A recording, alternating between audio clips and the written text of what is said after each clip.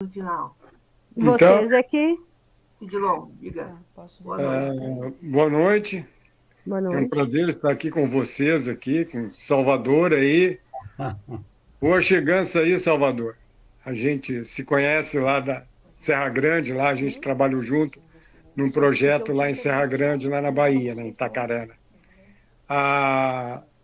Hoje eu estou como coordenador da Cooperativa de Consumidores de Três Cachoeiras e hoje eu também estou como coordenador do Núcleo Litoral Solidário da Rede Ecovida, aqui no litoral norte, né, aqui do Rio Grande do Sul, né? Mais precisamente na região de Três Cachoeiras, aqui, Morrinhos do Sul, Mampituba, Dom Pedro de Alcântara, Torres, até Santo Antônio da Patrulha e Cará, né? Então, estou conversando com a Nilvia, né? A Nilvia me convidou, né, para fazer parte aqui hoje, né? E por uma interação que a gente começou a fazer, né, em termos de agricultura familiar orgânica, né, agroecológica, junto com o turismo rural, né? Então, a gente está aqui para somar. Sim. Ok, obrigado, bem-vindo. Maria Tereza quer dar um oi? Está com a mão erguida? Oi, foi barbeiragem minha. Desculpe, só que eu não consigo tirar essa maldita mãozinha daí.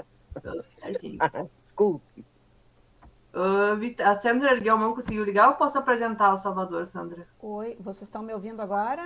Voltou. Seja bem-vinda novamente, Sandra. Infelizmente, eu não sei se a gente não perdeu a gravação com a minha interrupção de internet aí, mas posso voltar aqui para apresentar o Salvador.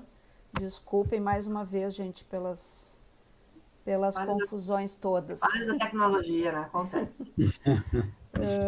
Então, assim, o Salvador é engenheiro florestal, atua há 25 anos em questões socioambientais, participou já de vários projetos e alguns foram premiados, né, com o prêmio Super Ecologia da revista Super Interessante, prêmio de inovação social do Banco Mundial, prêmio Desafio de Inovação em Turismo Sustentável e prêmio de Turismo Responsável da WTM América Latina. Ele foi um dos criadores do movimento Mecenas da Vida, uma organização de sociedade civil onde atua há 18 anos.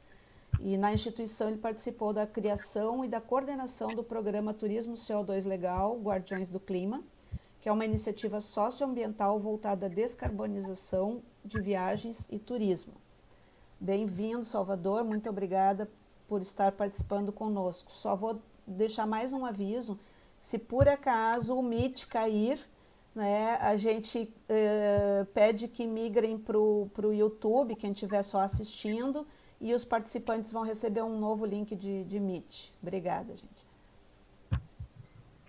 Olá, boa noite a todos. Primeiramente, agradecer o convite da Sandra, que a gente começou a conversar falando um pouquinho sobre a experiência da nossa iniciativa aqui no sul do Bahia, e acabou surgindo essa ideia desse bate-papo que está sendo muito bacana ouvir a experiência de vocês.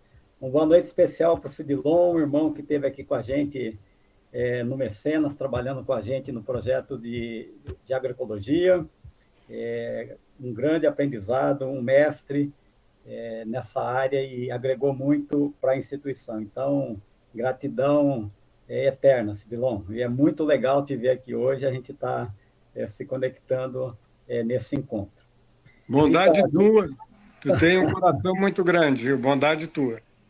Super.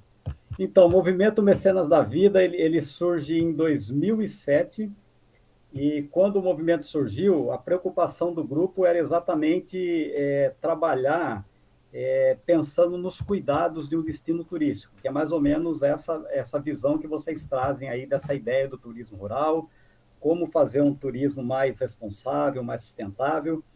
E interessante porque a instituição estava sendo criada e a gente tinha que começar a pensar num projeto que pudesse ser um grande guarda-chuva e atender as demandas que tinham aqui na região. E aí junta várias coisas que convergem para um ponto que acaba, então, gerando essa iniciativa que é o Turismo CO2 Legal Guardiões do Clima. Então, 2008 foi o ano que a gente concebeu essa iniciativa. O que aconteceu no mundo de extraordinário? O tema aquecimento global e mudanças climáticas foi o mais abordado na mídia global. Então, já existia toda uma preocupação com a escalada do aquecimento global e todos os impactos que viriam junto com essas mudanças no clima, né? E aí a gente estava começando a pensar, puxa, onde que a gente vai começar a atuar no turismo aqui na região para cuidar desse destino turístico? E aí veio aquelas ideias, aqueles insights que a gente fala que é sempre trazido pelos anjinhos, né? Que era exatamente por que não trazer a responsabilidade do turismo para a questão climática. Então, hoje, atualmente, o turismo ele representa 8% de todas as emissões globais, que é uma quantia muito significativa dentro de todos os setores da economia, e o turismo simplesmente não fazia nada. Então, a gente tem emissões, principalmente do transporte, aí o transporte aéreo é aquele que mais impacta.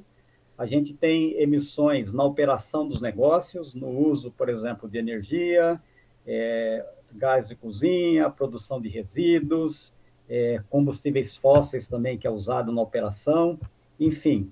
E aí veio essa ideia de, de repente o turismo pode assumir essa responsabilidade perante ao clima, e quando veio essa ideia, então, era isso, empreendimentos da cadeia do turismo compensando as emissões, começou bem assim, e aí, a partir dessa compensação, aí surge, eu acho que é a grande ideia da iniciativa, é que a partir da compensação das emissões dos empreendimentos, a gente criou um mecanismo financeiro que começou, então, financiar ações para que os cuidados socioambientais no destino turístico acontecessem.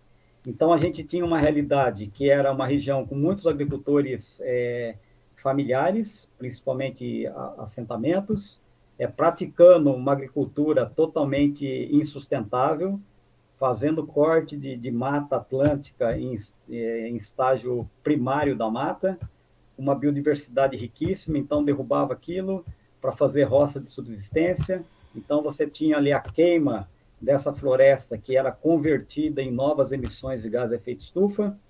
Esse modelo de agricultura extremamente impactante para os recursos naturais, para a biodiversidade, e também não gerava prosperidade na vida desses agricultores, porque a região tem solos que são de fertilidade baixa, você tem toda a problemática da agricultura familiar aqui na região, que era muito desorganizada, sem assistência técnica, sem recursos para investimento. Então, o processo era derrubar a floresta, fazer roça de subsistência, principalmente mandioca para fazer farinha. Depois de 2, 3 anos, aquela área ficava totalmente improdutiva, ou a produção caía muito, eles tinham que derrubar novas áreas. Então, você tinha um ciclo vicioso de degradação desses ativos ambientais, emissões de gás de efeito estufa e uma pobreza, a vulnerabilidade dessas populações era muito grande. Então, a gente percebia o quê? Que essas populações também estavam totalmente desconectadas e marginalizadas da atividade turística, que começava naquela época já a despontar na região. Itacaré, o turismo aqui, ele surge a partir da pavimentação da BA-001, que liga Ilhéus a Itacaré, e isso acontece no ano de 98 para 99, e aí o turismo começa a chegar, e a partir disso ele vai ganhando escala. Só que é isso, era um turismo também praticado sem nenhum cuidado socioambiental por parte dos empreendimentos, a gestão pública também muito aquém de assumir a responsabilidade em pensar em planejar esse turismo para que ele fosse menos impactante. Então, tudo isso gerava uma série de problemas. E aí, a gente trazendo essa ideia da compensação, a gente criou um mecanismo financeiro que era exatamente para a gente fazer ações lá na ponta com as populações locais, agricultores familiares. E aí, a partir disso, a gente cria, então, essa possibilidade de entregar a essas famílias o pagamento por serviços ambientais. Então, o que a gente acreditava? Essas pessoas precisam de um incentivo para começar a pensar em conservar os seus ativos, e, ao mesmo tempo que ela recebe esse incentivo econômico através do PSA, a gente vai capacitando eles para fazer uma transição agroecológica, sair dessa agricultura de alto impacto e ir migrando para a agroecologia.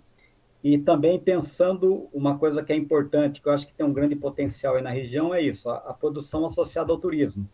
Então, um destino turístico, ele precisa da produção agrícola, de frutas, verduras e outros produtos para fazer com que a coisa aconteça, né? Então, um cliente, quando chega um hóspede numa pousada, ele vai tomar o café da manhã, vai comer fruta, vai tomar suco. Da onde que vem isso daí? A maioria dos destinos que a gente conhece e tem visitado bastante, a maior parte da produção, do consumo da cadeia do turismo vem de muito longe. Vem de grandes centros, aí você tem uma pegada imensa de transporte desses alimentos e você não acaba fazendo essa inclusão socioprodutiva dessas populações locais. Então, aí o programa ele tem esse olhar. Bom, a gente vai transformar, então, esses agricultores em guardiões da natureza, porque aí, recebendo pagamento por serviços ambientais, eles assumem compromissos, então eles não podem mais desmatar áreas de floresta. Áreas que estão degradadas, que foram desmatadas, elas entram na linha da restauração, né? E aí a gente usa muito sistemas agroflorestais que têm um viés ecológico da restauração, mas também pensando no viés econômico, na segurança alimentar. Eles não podem mais caçar animais silvestres, eles têm que fazer essa transição da agricultura de alto impacto ambiental para a agroecologia. Filho em idade escolar tem que estar na escola, criança não pode fazer trabalho pesado que prejudica a saúde, e uma vez por semana eles participam de atividades que o programa oferece, que são capacitações, multirões de trabalho, intercâmbio entre eles. Então, esse trabalho que a gente começa a fazer com as populações locais, acaba, então, propiciando que, aos poucos, essas famílias comecem a assumir esse protagonismo na conservação ambiental, eles comecem a ser inseridos nessa cadeia associada ao turismo, na produção, e também com a perspectiva de melhorar a renda, a qualidade de vida, de se sentirem mais empoderados para atuarem, então, de forma muito mais sábia, né, dentro do destino turístico, e também oferecendo uma coisa que é muito importante, que a gente acredita, é isso, que o que diferencia os destinos turísticos é essa realidade sociocultural, né? Então, essa identidade de um agricultor que está aqui na região, que está lá conservando floresta, que está transmitindo o saber de gerações para gerações, que tem toda essa cultura, né, rural, isso é muito importante como um produto do destino turístico. Então, quando uma pessoa visita aqui, por exemplo, a região, vai conhecer uma propriedade, um agricultor que produz cacau orgânico, esse cacau é transformado em chocolate, por exemplo. Então, tudo isso tem um valor que vai agregando e vai dando ao destino uma característica, uma qualidade especial. Então, você não tem só a paisagem que é bonita, você não tem só os atrativos, mas você tem essa questão sociocultural que traz, então, a cereja do bolo para o destino. Então, a gente acreditava e acredita muito nessa forma de pensar o turismo, e aí tendo, então, essas famílias que são as beneficiárias como esses protagonistas, não só da conservação, mas também do clima. E aí, como que funciona o programa na prática? A gente tem duas realidades, que são os dois extremos. Numa extremidade, a gente tem os empreendimentos ligados à cadeia produtiva do turismo, hotéis, pousadas, restaurantes, cabanas, lojas. Então, todos esses empreendimentos ligados ao trade turístico, eles são os emissores. Então, na operação desses negócios, eles estão emitindo gás de efeito estufa. Então, eles assumem o compromisso de compensar suas emissões e, ao fazer isso, eles estão validando o princípio do poluidor-pagador que está dentro do novo Código Florestal Brasileiro. E do outro lado, quem que faz a compensação dos emissores? São essas populações locais, agricultores familiares. Agora a gente está trabalhando com comunidades quilombolas aqui da região também, que eles que vão fazer essa compensação. E de que forma? Fazendo conservação de floresta, eles deixam de desmatar a floresta, então a floresta deles está lá crescendo, está fazendo fotossíntese, está fixando o carbono através da fotossíntese, convertendo o dióxido de carbono em carbono que fica armazenado na biomassa e liberando o oxigênio. Eles fazem a compensação, fazendo restauração das áreas degradadas, então o crescimento dessas plantas em regeneração da floresta também está absorvendo o dióxido de carbono. E, por fim, que é uma conexão assim, muito interessante, que é a questão da prática da agroecologia, que aí tem essa conexão quando o Silvia traz tudo isso que estão fazendo, isso é de fundamental importância. A gente que tem caminhado um pouquinho no aprofundamento dessa questão climática, quais são as novidades mais recentes da questão climática, né? Está muito ligada à questão agrícola, né? Então, a agricultura convencional, ela tem sido uma vilã na questão das emissões de gás de efeito estufa. Só para vocês terem uma ideia, isso são pesquisas que falam quase 2/3 de todo o carbono da biosfera do planeta está no solo. Muito mais carbono no solo do que nas florestas. E aí o que acontece? Quando você usa uma agricultura convencional, mecanizada, que você tem aragem, gradagem, uso de insumo químico, você está liberando uma quantidade de gás de efeito estufa muito grande. E a agroecologia é exatamente o modelo inverso disso daí. A agroecologia ela tem uma capacidade imensa de fixar carbono através do manejo e também de estabilizar esse carbono no solo, porque quanto mais biomassa, mais carbono você traz para o solo, você tem uma proliferação dos micro-organismos. E quanto mais micro-organismo, mais carbono está sendo fixado por todo esse conjunto de micro-organismos e biomassa. Então, muitos pesquisadores têm apontado a agricultura agroecológica como uma das soluções mais fáceis, vamos falar assim, entre aspas, para diminuir sensivelmente as emissões de gás de efeito estufa. Então, quando o programa traz essa visão de pegar os agricultores e quilombolas agora e colocar eles nessa linha da produção agroecológica, fazer essa transição, aí tem esse componente que é fundamental, que ao praticar agroecologia, esse agricultor, esse beneficiário, ele está, então, também fazendo a compensação de emissão de gás de efeito estufa dos empreendimentos. Então, é dessa forma que o programa funciona. De um lado, os emissores, que emitem o gás de efeito estufa na operação do negócio, e do outro, os beneficiários, que são os compensadores através da conservação de floresta, da restauração e da prática da agroecologia.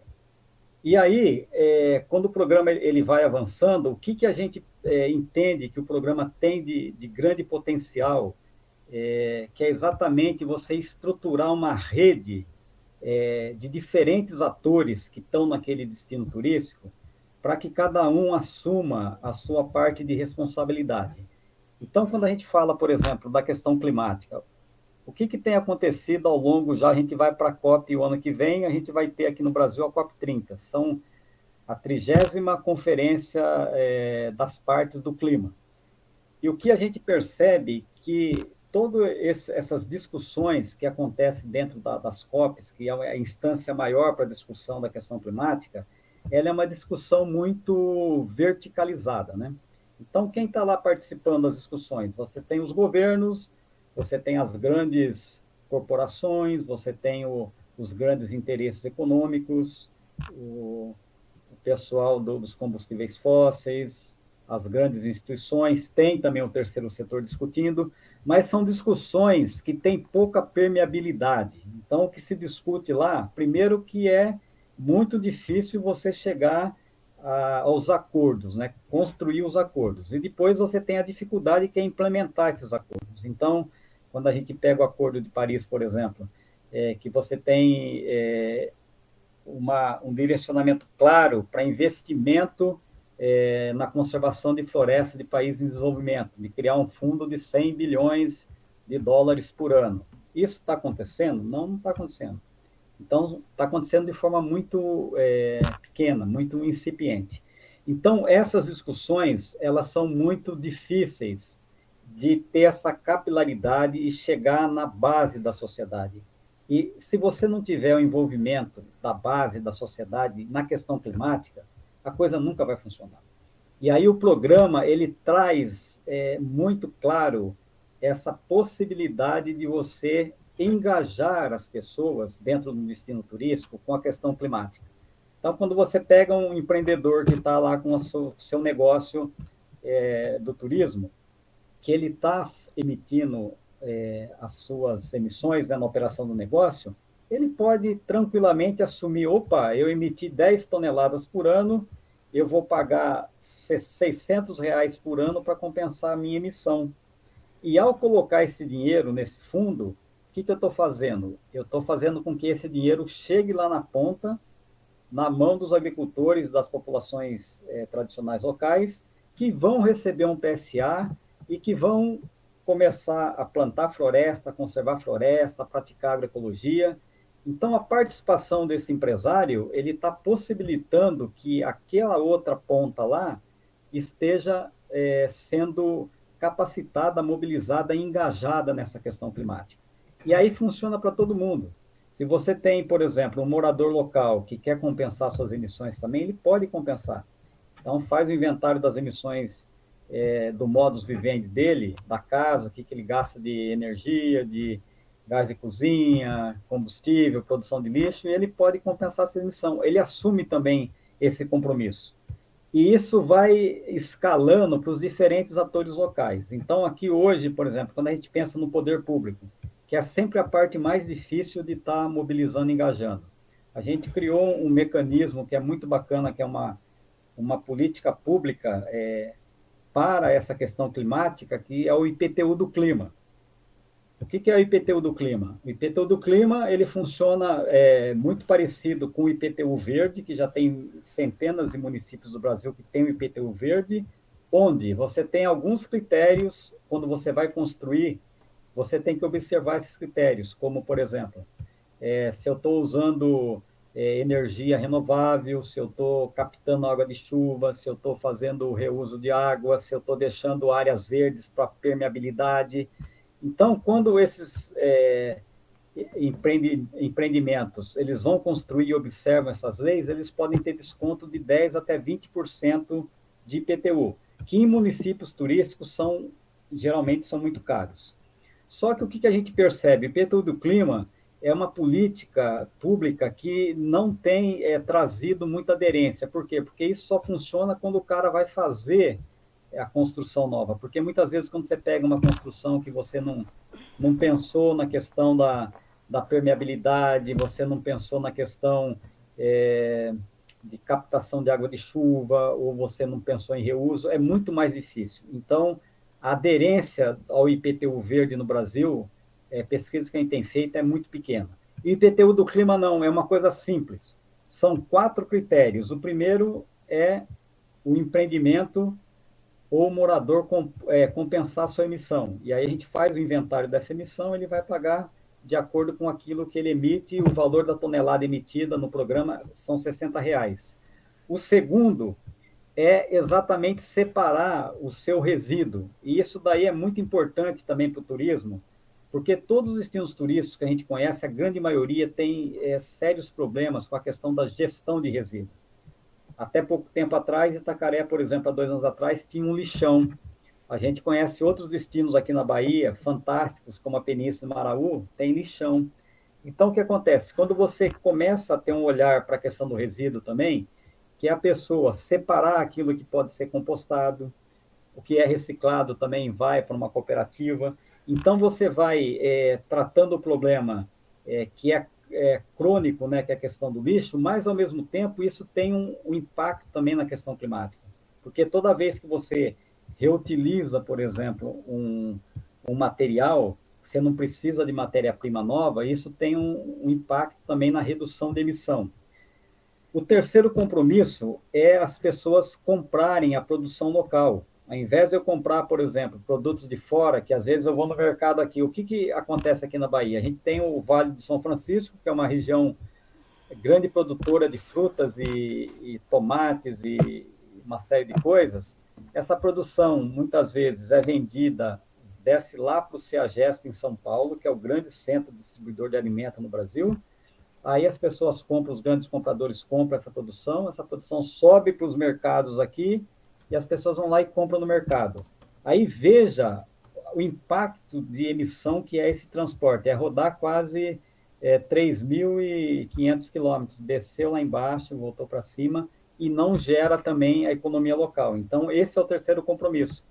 Sempre que possível, comprar a produção desses agricultores. Aí já vai fazendo a conexão com esses beneficiários que são produtores de alimento.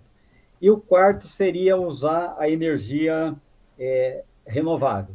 Então, um empreendimento que ele atende os 4 critérios, ele ganharia 10% de desconto de IPTU. Se ele atinge 3, ele vai ganhar 5% de desconto. E aí, uma conta muito bacana, a gente tem um empreendimento que é parceiro já há muito tempo, que eles pagam R$20 mil por ano de IPTU. Se ele tiver 5% de desconto, ele vai pagar 19 mil, ele ganha R$1.000 de desconto. E eles pagam para compensar a emissão do ano deles R$740. O que significa isso? Significa que só de participar do programa, esse empreendimento já está tendo retorno financeiro. Sem contar que esse empreendimento, ele começa a passar uma mensagem para o seu cliente que ele está fazendo a parte dele com relação às questões socioambientais e climáticas do destino, e está dando oportunidade para esse turista também, quando o cara vai comer lá um alimento, tomar um café da manhã, de estar se alimentando de um produto que ele é muito mais saudável, que ele é produzido lá na agricultura familiar, que está melhorando a renda daquela família. Então, essa, por exemplo, o programa, a gente foi avançando ao longo do tempo, essa é uma política pública que a gente acredita que é muito fácil de ser implementada, e quando ela começar a ser implementada a partir da replicação do programa, isso tende a crescer muito. Então, ao longo do caminhar desses quase 15 anos, que a gente trabalhou como um protótipo, né? Começa em 2009 o programa, e a gente vai avançando, experimentando ferramentas, fazendo toda uma modelagem, melhorando essa modelagem, até chegar no ponto que a gente está hoje. Então, hoje, o programa, a gente está com ele aqui sendo executado na APA Costa Sacaré Serra Grande, e ele já começa a ser replicado para mais 3 destinos, que é Porto Seguro, em Trancoso e Arraial da Ajuda, com 2 instituições diferentes. Lá em Jericoacoara, que é no Ceará, que a gente fez ativação também dos destinos turísticos Guardiões do Clima esse ano, em junho. E agora a gente está também com uma instituição lá na Chapada dos Veadeiros. Então, o programa ele começou pequenininho, hoje ele tem essa ideia de começar a fazer a replicação dessa metodologia. E aí, como que a gente está fazendo isso? A gente está identificando ONGs que já estejam atuando nos destinos e que queiram ser capacitadas e assessoradas para a implementação do programa. Tudo isso de forma gratuita, porque a gente quer que essa rede cresça, e aí, a partir do crescimento dessa rede, a gente vai trazendo essa visão do turismo, que ele pode ser muito mais amigo do clima, ele pode ser muito mais responsável, muito mais sustentável, e pode ser também regenerativo em muitos dos nossos destinos. Desculpa, Sim. Só um minutinho, eu coloquei um link a mais para nós, se vocês puderem copiar, porque talvez caia esse Meet aqui, aí a gente precisaria migrar para o outro, se o pessoal puder. Infelizmente, a nossa transmissão no YouTube foi interrompida com a queda da minha internet, mas continuamos essa conversa que está muito boa, né? Se precisar, Sandra, a gente migra para o próximo. Só para avisar, eu coloquei gravar a tela aqui, então acho que a gente vai conseguir igual fazer a gravação, tá? Que bom, obrigada, Sibeli. Super. Qualquer coisa, nos encontramos no próximo lá. Obrigada, Salvador. Pode continuar. Então, a gente acredita muito isso, que o programa ele é uma ferramenta muito bacana para a gente trabalhar o turismo com essa visão de mais sustentabilidade, de responsabilidade e também nessa visão regenerativa, porque muitos destinos já estão degradados, porque o turismo, quando vai chegando em certos destinos, onde você não tem planejamento, é isso, a chegada, o turismo em massa, aí você tem impactos ambientais, desmatamento, aí você tem especulação imobiliária, você tem supressão de vegetação, então uma série de problemas que acaba comprometendo e degradando o destino. E o projeto ele tem essa capacidade de, a partir da conservação, restauração, da agroecologia, você ir criando um outro caminho que vai no sentido de restaurar os ativos ambientais, a biodiversidade, e tudo isso vai trazendo uma qualidade, uma resiliência maior para esse destino turístico. Então, é isso que a gente tem feito, e a gente acredita muito no potencial de levar essa experiência aí para a região de vocês, ter alguma instituição aí, que pode ser, de repente, até um Instituto Federal, assumindo essa, ou junto com uma instituição local, e a gente teria muito interesse em estar capacitando vocês, assessorando, para que as coisas comecem a acontecer aí, porque a gente entende que a questão climática é uma questão agora mais do que emergencial, ela tem que ser trabalhada, ela tem que ser combatida com ações práticas. E aí a gente junta tudo isso, a questão da agroecologia, a questão da conservação, a restauração, para ser essas ações práticas que vão trazer respostas para essa emergência climática. Então, a gente acredita muito em vocês. Tem uma coisa que a gente não tem na região, que a gente aprendeu muito com o Sidilon, que vocês são muito mais organizados do que aqui a nossa querida Bahia, a região cacaueira.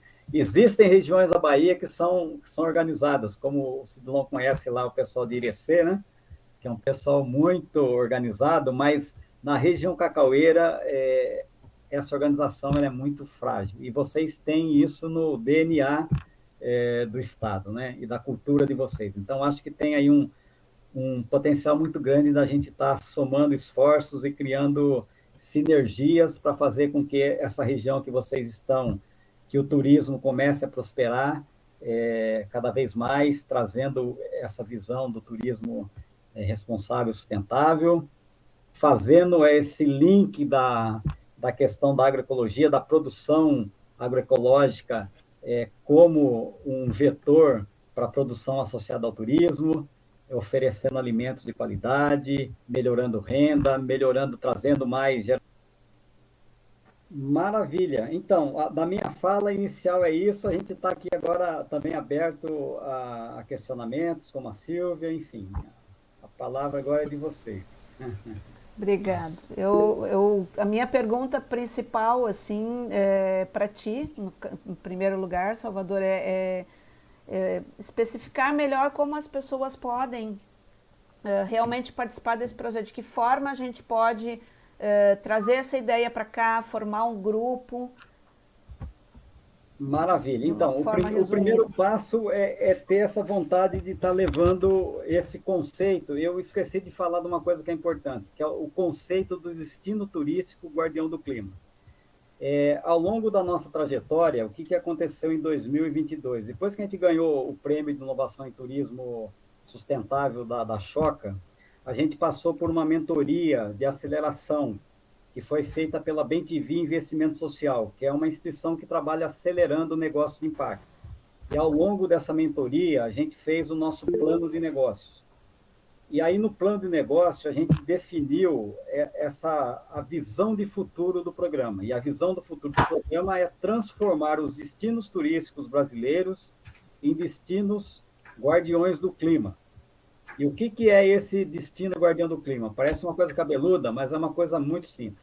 É você pegar todos os atores que estão naquele território turístico e botar todos eles para trabalhar de forma colaborativa, integrada, para fazer o enfrentamento à emergência climática, conservar a floresta, restaurar a prática agroecológica, fazer a inclusão socioprodutiva dos grupos sociais em situação de vulnerabilidade e pensar na sustentabilidade do destino turístico. Então, essa é a visão de futuro. E aí, o que a gente está querendo, né? Como que a gente leva esse conceito para os destinos? Você precisa ter um grupo de pessoas, uma instituição local que queira falar, não, a gente quer ser um destino turístico guardião do clima. Aí, vocês entram em contato com a gente começa a capacitá-los, tudo online, de acordo com a necessidade de vocês, o tempo de vocês, e depois da capacitação, a gente começa a assessorá-los. Aí, o que precisa esse grupo fazer? Esse grupo precisa começar a montar a rede de parceiros locais. E quem são esses parceiros locais? São os empreendimentos ligados ao turismo. Então, vamos dizer aqui, a Silvia tem lá uma pousadinha. Ela tem um negócio dela lá que recebe turista. Ok. A pousada da Silvia, eu quero estar dentro desse programa. Então, ela vai ser um membro dessa rede. A partir do momento que ela entra para a rede, o que a gente vai fazer? Nós não, vocês vão estar capacitados para fazer isso. Vocês vão inventariar quanto de emissão que a pousada da Silvia emite por ano. A pousada da Silvia emite 5 toneladas de gás de efeito estufa por ano. Então, para ela participar do programa, ter o selo do programa, ela vai pagar R$300 por ano, que é R$60 a tonelada. E aí você vai juntando todos os potenciais interessados nessa ideia. Começa pequeno, mas aí você começa a usar hoje uma coisa que é muito poderosa, que são as redes sociais. Então você cria lá o WhatsApp, por exemplo, o Instagram, e começa a falar, nossa, aqui o destino é Viamão aí, não é isso? Então, Viamão é um destino guardião do clima. E aí a pousada tal lá da Silvia está participando do programa, a pousada da Maria. Aí o que você começa? Você começa a trazer uma visibilidade. A pessoa começa a falar, opa, que negócio de destino guardião do clima, eu quero saber o que é isso, papapá.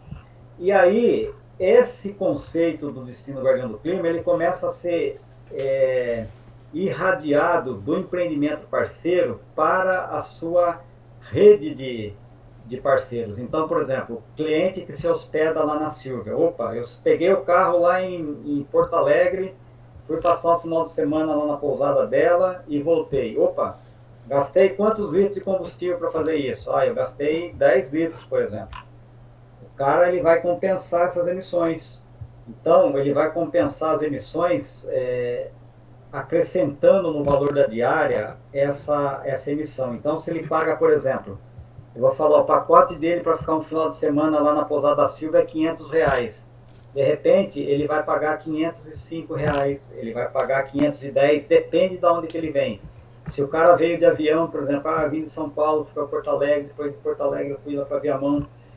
Então, a gente já tem todas as ferramentas para fazer esses cálculos, e aí esses turistas começam, então, a fazer parte dessa rede compensando as emissões. E é isso que dá escala de arrecadação, porque isso é uma experiência nossa, a gente chegou a ter 183 negócios ligados ao turismo compensando, e o máximo que a gente conseguiu trazer foram 22 famílias. Então, foi aí que a gente pensou, o que está faltando nessa equação para a gente escalar? É a participação do turista. Então, vamos dizer que a região de vocês aí por ano receba, vou chutar aqui um número, receba, sei lá, 100 mil turistas por ano. Se cada um desses turistas, por exemplo, pagar, eu vou chutar aqui um valor, pagar R$5 para compensar a sua emissão no pacote, vocês têm um fundo de 500 mil por ano, só com o dinheiro do turista. Aí com 500 mil por ano, fazendo uma conta aqui rapidinha, daria para trazer 50 famílias sendo beneficiadas com PSA, que hoje o valor é de R$400, 50 famílias sendo capacitadas, 50 famílias fazendo a transição para agroecologia. Então, é dessa forma que a rede começa a se estruturar. Aí, de repente, tem ali um Senar no município. Senar, o que vocês podem trazer aqui para os nossos agricultores? Ou, de repente, o Sebrae. Sebrae, como que a gente começa a trazer esse conceito do destino guardião do clima aqui? Então, vai ter uma feira. Nessa feira, por exemplo, a gente vai estar divulgando isso, a gente vai estar apoiando os produtores que estão produzindo lá uma geleia, um doce, um licor. Então, você começa a trazer os outros parceiros, Instituto Federal, por exemplo, ótimo, como o Instituto Federal começa a fazer esse conceito do destino guardião do clima crescer, até chegar a um ponto que essa rede ela começa a ficar tão fortalecida, que ela começa, de repente, ir para um outro nível, para uma outra esfera, que é o poder público. Poder público. E aí, vamos implementar o IPTU do clima aqui? Vamos criar essa política indutora para que as pessoas participem compensando as emissões, que elas tenham um desconto. E aí, quanto mais gente participa compensando, mais dinheiro você tem para distribuir com o PSA. Aí, de repente, você vai para outro nível. Ou o governo do Estado, por exemplo. O governo do Estado, a Secretaria de Turismo não quer botar aqui um 500 mil por ano para a gente fazer esse destino bombar com esse conceito inovador. Então, essa rede de parceiros, ela começa bem pequeno, primeiro com os empreendimentos interessados, os mais conscientes, e depois você vai escalando para os outros atores locais. Até chegar a um ponto, depois de 2 anos, 3 anos, por exemplo, que a coisa está tão consolidada que isso passa a ser até uma atração, um festival, por exemplo, do destino guardião do clima. Um super festival turístico que vai trazer todas as coisas bonitas que tem, que vai trazer... Aí você começa a gerar, sabe, uma economia a partir de coisas como essas, de eventos, de festival, mas tudo isso trazendo muita essa ideia da sustentabilidade, a questão do clima. Então é dessa forma que a rede começa. Não é uma coisa complicada, só precisa de um pequeno grupo falar, eu quero os destinos turísticos aqui no meu município. E de graça, vocês vão começar a ter todas essas capacitações, assessoramento. E agora a gente está numa fase, por exemplo, estamos conversando já há um tempo com o Ministério do Turismo, para que ele seja parceiro nessa implementação dos destinos guardiões do clima. E também estamos conversando com algumas grandes empresas da área de mobilidade para ter recursos, até para a gente apoiar, de repente, essas instituições que estão replicando esse conceito dos destinos guardiões do clima. Então, o processo ele começa pequeno e ele vai crescendo de acordo com a crença de cada um, com a vontade de acreditar, e enfim. Respondida a pergunta, Sandra. Perfeito, Salvador, muito obrigada. O Birajara está com a mão levantada. Isso. Eu tenho uma perguntinha para o Salvador. As famílias que participam desse programa, que é para receber o PSA, né, que você falou, elas têm que estar ligadas a algum sistema de crédito, Pronaf, alguma coisa do governo? Não. Não.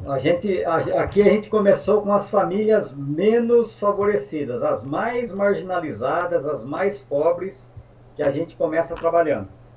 E não precisa nada, só precisa dessa vontade e dos compromissos que eles assumem. Então, como que a gente escolhe as famílias que vão participar? A gente visita algumas comunidades, a gente conversa com o pessoal, fala do programa, vê se tem interesse e depois a gente tem um ranking. Porque como não tem muito dinheiro, você vai trazer na medida que tem dinheiro. Então, você faz um ranking. Primeiro critério do ranking, vontade de permanecer como um agricultor, por exemplo. Porque quando chega o turismo, você tem uma valorização dos imóveis, a especulação imobiliária. E é muito comum, às vezes, o cara que era um agricultor, de repente vê uma oportunidade de fazer um dinheiro, vende e vai lá para a periferia do núcleo urbano. Então, esse é o primeiro critério, permanecer no meio rural. O segundo é, por exemplo, se ele tem áreas de floresta na propriedade que ele conserva, é um critério importante, porque também isso entra na questão da compensação, né, e da questão climática, que é a floresta dele não só fixando o dióxido de carbono, mas também oferecendo vários serviços ecossistêmicos, né? Que aí a gente está falando de produção de água, de conservação de solo, de biodiversidade, de paisagens. Então, as florestas são importantes. O terceiro é a questão da vulnerabilidade. Se a família, quanto mais pobrezinha, mais ela precisa estar dentro. E o quarto, que seria essas áreas para fazer restauração. Então, aí a gente vai sondando essas famílias, e aí fica, olha, quando tiver um recurso para trazer uma família, essa família entra. Cada família custa por ano R$9.800. E aí, como que é esse custo? 50% do valor da compensação dos empreendimentos do turista vai para o pagamento de PSA. Então, uma família hoje a R$400, ela custa 4.800, né? Ela recebe por ano 4.800. Para receber esse valor não depende do tamanho da área também, a gente traz uma visão mais fraterna, né? O cara que tem tipo 3 hectares, ele vai receber o mesmo que o cara que tem, de repente, 15 hectares. Por quê? Porque a gente quer criar uma visão de solidariedade, todo mundo trabalhando junto, de igual, mesmo papel. E então é isso, ele vai receber o mesmo valor.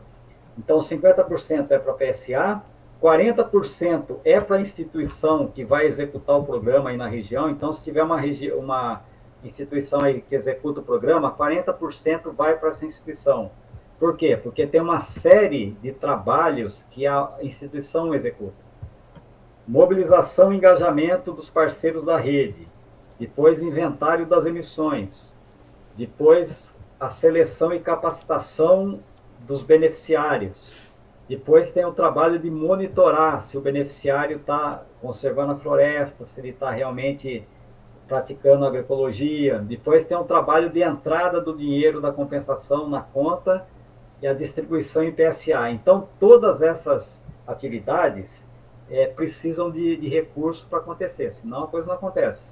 Então, o nosso modelo de negócio, quando a gente fez o plano de negócio, os profissionais lá que falaram, ó, vocês têm que ter o dinheiro para o PSA, o dinheiro para a ONG funcionar, que é 40% hoje, e 10% fica para o Mecenas da Vida, para a gente fazer esse trabalho de replicação do projeto. Então, por exemplo, as capacitações que a gente está fazendo com as instituições, o assessoramento, está dentro desses 10%. E aí tem também, lá na frente, depois de uma vez por ano, a gente tem que ir fazer uma visita em loco, ver, conversar com as pessoas, ver se está todo mundo bem, se a coisa está funcionando.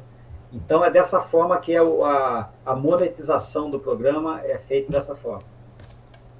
Então, 50% para a PSA, 40% para a ONG executora, 10% para o Mecenas da Vida. Tá, o grupo é que definiu os parâmetros para a distribuição dessa receita, porque, assim, a questão de, digamos que no Sul aqui é um pouquinho diferente. Tem muita gente que está se aposentando, indo para o meio rural e querendo fazer uma área de turismo, uma produção agroecológica. Aí seria a questão da equipe definir. Então, vamos colocar esse pessoal no PSA para ver onde que eles ficam no ranking. Isso? Então, o Birajara, num primeiro momento, é ver muito essa questão social, né? Se a gente tiver, por exemplo, um agricultor que é muito pobrezinho, esse agricultor, ele precisa ser mais envolvido do que esse que já está com aposentadoria, já está com a vida mais ou menos estabilizada, né? Então, a gente começa assim, mas a gente está agora trabalhando uma ideia que ela é sensacional. O que a gente percebeu?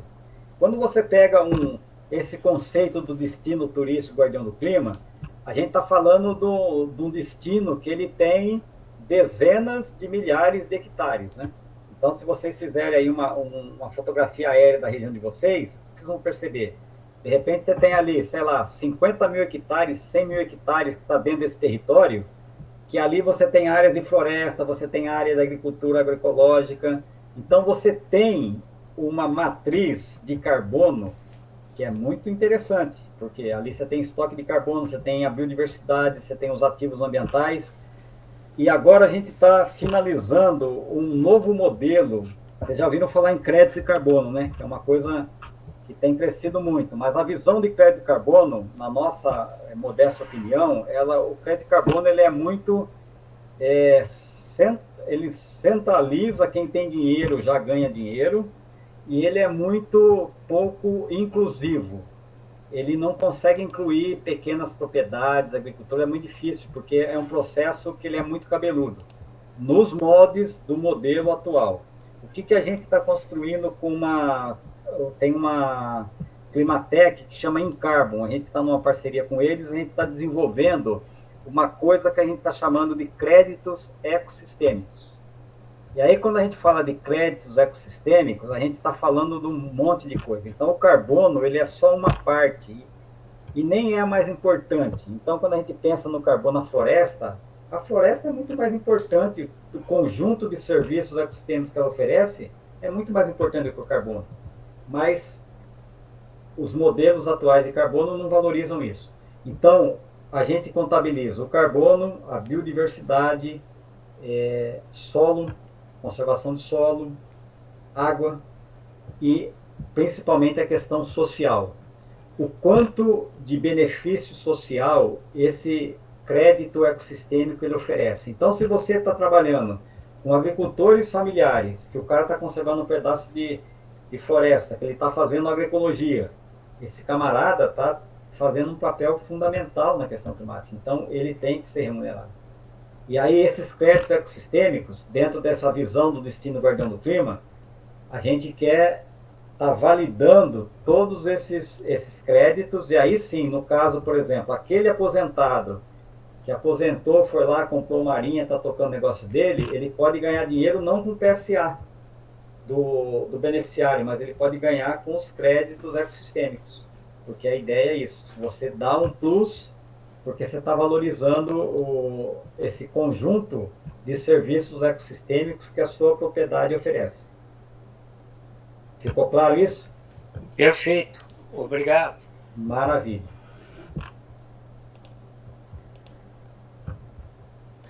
Obrigado, Salvador. Não sei se mais alguém tem alguma questão. Silvia, pode falar. A título de contribuir, né? Acredito que esse projeto vem resolver não, mas ajudar muito na solução de um problema que é recorrente, que é a sucessão familiar. Né? A gente muitas vezes não tem alternativa para o jovem ficar no campo, ficar na propriedade. E a partir do momento que a gente encontra programas como esse, eu vejo que vem ajudar com que o jovem dê continuidade ao trabalho na propriedade rural, né? Que é um problema que tem acontecido aqui na região,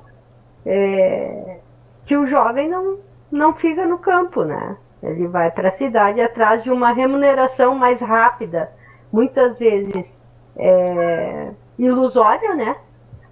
Mas porque o que tu ganha tu vai gastar com saúde, com remédio, na compra de alimento não saudável, enfim, tudo isso que a gente já conhece. Então vejo que é uma grande oportunidade para essa fixação do jovem no campo. E claro, retorno, né, aumento na renda das famílias que estão empobrecidas. A gente tem uma realidade muito triste no campo, né? As famílias estão empobrecidas. A gente mora aqui dentro de uma APA e não tem orientação, simplesmente multa, né? Então,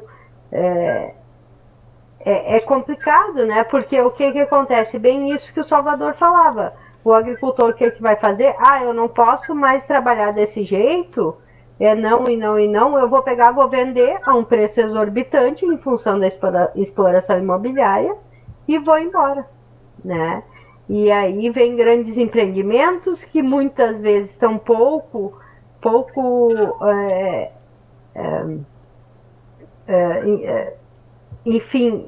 importa se vão cuidar do meio ambiente, se vão preservar, mas com interesse exclusivamente no ganho econômico, né? Ou simplesmente vou comprar uma propriedade por um preço, dali 2 meses vou vender pelo dobro do valor. E aí acaba engolindo o pequeno que fica do seu lado, né? Que está tentando trabalhar de uma forma agroecológica, de uma forma mais sustentável. Então vejo que é muito importante a gente ter essa alternativa, Salvador. Te agradeço, né, por essa chance de te ouvir e conhecer esse projeto e particularmente fiquei muito interessada. Obrigada. Maravilha. Então, a gente vai evoluindo com as coisas também. Esse ano a gente começou um projeto que está sendo muito legal, que chama Projeto Travessia. Ele tem um apoio do Instituto Localiza. E o que esse projeto está fazendo? A Localiza, a missão do Instituto é trabalhar com a inclusão socioprodutiva de jovens em situação de vulnerabilidade. E a gente começou a entender aqui na região que é isso, a questão do jovem no meio rural é o desafio em todos os lugares, né? Porque você não tem renda, geralmente a renda fica muito centrada na mão do pai, por exemplo, que é o produtor que produz, vai vender, depois passa um dinheiro, compra coisa, passa para a mulher administrar, mas sobra muito pouco para o jovem, né? Aí o jovem começa, não tem perspectiva. Então a gente começou, provocou o Instituto Localiza e a gente executou esse ano, está terminando agora, vai ter continuidade, um trabalho com duas comunidades quilombolas, com turismo e base comunitária, exatamente trazer toda essa capacitação para que eles comecem a se apropriar desse potencial que tem nos quilombos aqui de Santa Mara e João Rodrigues e no Por Detrás. E tem um trabalho que foi feito, que foi muito legal lá em Taboquinhas, lá com Oswaldo e Dona Laura Cidilon, que eles avançaram muito na produção de chocolate. Estão fazendo chocolate de altíssima qualidade e outros derivados do cacau e da roça também. E aí a gente montou um curso de formação para os jovens aprender a fazer esses chocolates, enfim, que foi uma experiência bem legal também. E agora, na continuidade, a gente já está trazendo a participação de outros produtores rurais, porque eles trabalham com cacau não só agroecológico, mas também com cacau fino, que aí precisa ter uma fermentação bastante específica, um tempo para fermentar e coisa e tal, mas aí a qualidade da amêndoa e do chocolate é muito melhor. Então agora, na continuidade, já vai passar por uma fase que está capacitando alguns outros agricultores familiares, que os filhos participaram dessa formação aí do chocolate, para que eles possam também começar a oferecer essa amêndoa para ali o Oswaldo e Laura, e alguns até começar a produzir. Então, é isso, tem que ter um olhar para ver como é que a gente vai fazendo a roda virar e o jovem tendo mais perspectivas. E dentro do programa também, uma coisa muito legal, a gente capacitou um grupo de 10 jovens para ser multiplicador do programa. Então, por exemplo, se vocês começam um programa aí, por que não pegar jovens que estão sem perspectivas e, de repente, eles vão ser capacitados para ir nos empreendimentos, conversar com os proprietários, eles fazerem os inventários das emissões. E aí, depois de 2, 3 anos, o cara virou um técnico, que tem um conhecimento fantástico na área de conservação, na área de agroecologia. Então, você vai dando também perspectiva de incluir esse jovem, e ele vai se sentir muito com autoestima elevada, porque ele vai reconhecer o trabalho dele, o que ele está fazendo uma coisa positiva, tendo o dinheirinho dele, sendo reconhecido pela comunidade. Então, esse caminho também é um potencial de ter jovens locais aí na frente do programa, e aí ter uns 2, 3 mais experientes, tutorando eles, né? E tirando dúvidas, enfim. É outra possibilidade de engajar os jovens para que eles fiquem mais no meio rural, né? É tudo sempre muito bacana. André, se quiser falar, te apresenta, que a gente não se conhece. Por favor, pode falar. Tá sem som.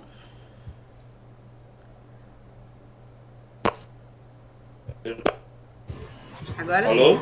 Agora sim, Então? pode falar. Obrigada.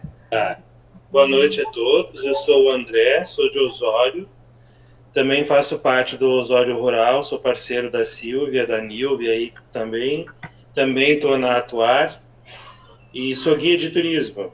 Faço parte também do circuito do roteiro ali nosso também.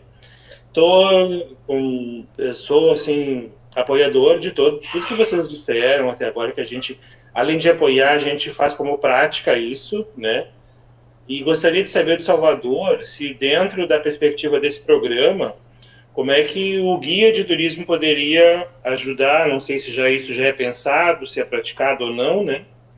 como é que poderia se encaixar o guia de turismo aí, ou o condutor local também, que às vezes a gente trabalha com alguns aqui, né? Eu já faço essa prática nos meus guiamentos aqui, principalmente no litoral, quando a gente sobe a serra aqui, dessas falas do meio ambiente, da fauna, da flora, da importância da água, da preservação, da alimentação. Isso eu já faço, tendo como hábito já meu, no meu guiamento, dentro desse meu universo aqui, né? Mas não sei se o Salvador poderia fazer um complemento a respeito disso. Super, André, maravilha. O papel do guia é fundamental, principalmente na questão de você conscientizar aquela ponta que é muito importante, que é o turista, né? Então, o que a gente percebe? Vou falar aqui de sol e praia, aqui, que é a realidade, que é mais turismo de sol e praia, né? O turista, às vezes, ele chega, mas está zerado de conhecimento sobre as questões socioambientais, climáticas, às vezes não quer escutar. E muitas vezes, quando ele está, por exemplo, sendo guiado numa atividade específica, que o guia traz essas informações, ele acaba se interessando por aquilo, aprendendo. Então, no programa, por exemplo, um guia, ele pode ser assim determinante para você trazer esse turista para dentro do programa, compensando a emissão, fazendo escolha. Por exemplo, eu vou num restaurante, tem um restaurante que participa do programa, que compensa as emissões, está ajudando, o outro não faz. Onde é que eu vou sugerir para o meu cliente? Aquele restaurante é legal, o pessoal tem compromisso. Então, o guia, ele tem assim, um poder, né, de estar jogando a sementinha ali para o turista, e esse turista, é claro que não são todos que vão pegar essa semente, mas com certeza aqueles que pegam e mergulham dentro do programa, aí ele chega lá na pousada que ele vai ficar, por exemplo, aí tem lá um diretório falando o que o programa faz, a importância, e aí você vai fazendo a coisa crescer, né? Então isso começa a irradiar, e essa irradiação que faz com que as coisas comecem a mudar, né? Todo mundo mais conectado, mais consciente, com essa pegada, assumindo esse compromisso. Então, é fundamental o trabalho do guia, com certeza. Você pode colaborar muito com a ideia dos destinos guardiões do clima.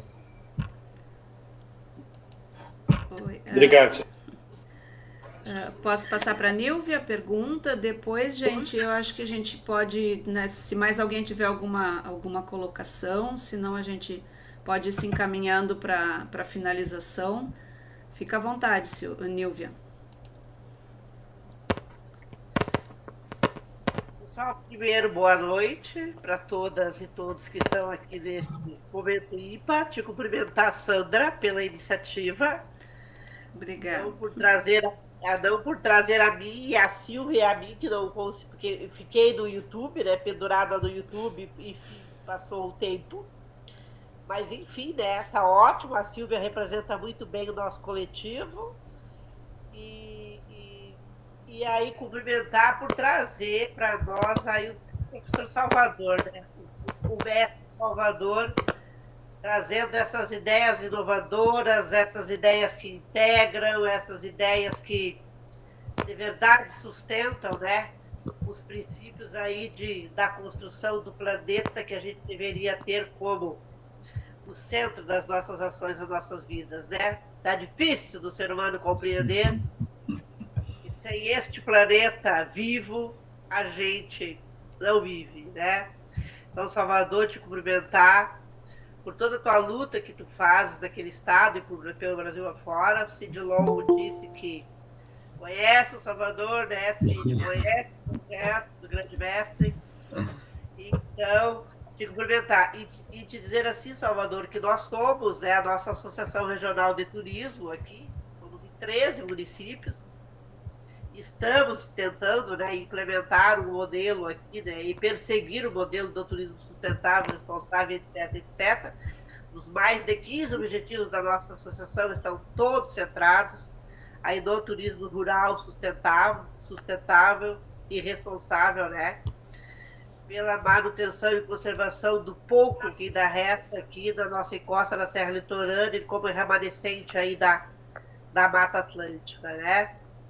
E acho, né, Silvia e André, que estão aqui, que somos aí da Atuar, temos que pensar, né, Sandra, em uma fala próxima, né, com o Salvador, né, Sidlon, para quem sabe a gente implementar, né, ou através do nosso coletivo, ou através da Atuar, ou Osório Rural, ou Centro Ecológico, sei lá, ou o próprio Instituto Federal, aí Viamão, ou o nosso IF de Osório. Eu acho que temos condição, sim, de continuar essa fala, Salvador, para que a gente consiga estar aprendendo contigo a implementação desse projeto que tu traz aí do CO2 legal, tá? Então, eu acho que a gente, como Atuar, né, meus companheiros aí, a gente se coloca à disposição para isso, né? E, Sandra, de novo, te cumprimentar por essa iniciativa de teres trazido Salvador, com todo o problema, a problemática da tecnologia, ela foi superada pelas palavras do Salvador aqui, pelo exemplo que ele nos traz, pela persistência e perseverança que ele tem nessas questões, mais do que nunca agora na emergência climática, tá? Então, obrigada, Salvador, obrigada, Sandra, por promover, e nós estamos à disposição para continuar essa conversa. Queremos continuar essa conversa, Salvador, com você. Maravilha. Estaremos conversando, tá? Sandra, um beijo. Obrigada, Nilvia. Obrigada mesmo. Eu tenho, desde que eu conheci esse projeto, já foi durante a pandemia que eu comecei a assistir muitas lives, acompanhei muitas coisas, e eu tinha esse sonho de poder trazer de alguma forma, não sabia como, e aos poucos a gente vai vendo a possibilidade disso se concretizar, e eu tenho essa expectativa de que a gente possa trazer esse treinamento, esse acompanhamento aí para o próximo ano, para 2025, quem sabe numa união de alguns institutos federais, né, que possam estar envolvidos, sendo que a capacitação é virtual, então é muito fácil abranger várias regiões ao mesmo tempo, né, não ser limite de grupo e tudo, mas eu faço questão de continuar me envolvendo nessa tentativa de organização para a gente poder fazer isso acontecer. Vou fazer questão de estar junto com vocês. E a Cibele está com a mão levantada. Por favor, Cibele. Isso. Se não tiver mais perguntas, né? Acho que não, né? Já vamos para a finalização. Sim. Então, inicialmente, né? Como professora da Sandra, eu faço também os agradecimentos, né? No caso, não sou professora da Sandra, mas a orientadora da Sandra, né? Eu não cheguei da aula para a Sandra, mas a gente trabalha junto já há mais de um ano, né? Nessa busca de desenvolver um turismo melhor para Viamão. Nós duas não somos de Viamão, mas somos de coração de Viamão. 4 anos, amiga. 4 anos. 2020. Não tem menos. E agradecer a Silvia por ter vindo, né? Eu e a Sandra, a gente foi em Osório, né? Lá que a gente conheceu, viu sua palestra, gostou muito, né? Estivemos presentes lá, vimos, né, o grupo. E nesses momentos que a gente acaba, né, essa interação, essa troca de informação, e é isso que é importante. Então, Silvia, parabéns pelo trabalho que vem fazendo lá em Osório, e toda a equipe de Silvia, né, o pessoal lá. É muito legal. E eu também tenho uma parceria com as professoras do IFLA de Osório, a gente está se organizando para fazer um curso, né, de graduação de turismo online, né, EAD. Isso vai ser bom, indo todos os institutos federais, que a gente tem, o IFRS, né, no caso, com um pouquinho de cada local para criar um curso. É uma busca que a gente está, e isso vai facilitar e vai ajudar bastante. Também agradeço ao Salvador, né, o excelente trabalho que vem fazendo, é muito bom escutar. E tudo o exemplo, e principalmente o que o Mundo você mostra, que é a parceria que faz a diferença, né? Essa pegada que você fala, tudo isso que você está conseguindo, esses diversos projetos, que não são um só, são vários, e cada vez vem aumentando mais, né? Onde de o pessoal tem mais ideias, vem criando tudo através de parceria. E é isso que eu puxo pro gancho aqui do grupo, né? Quando a Sandra começou com a ideia do trabalho dela, e é desenvolver essas parcerias, porque sozinho a gente não consegue nada. No momento que a gente faz parcerias, troca de informações, e assim, hoje a gente pode ser pequeno, hoje pode estar difícil com essa internet, mas tudo são projetos que a gente vai desenvolvendo. Quem sabe agora, através do Instituto Federal do Campus de Viamão, a gente consiga ano que vem trazer o Salvador pessoalmente, né? Quem sabe?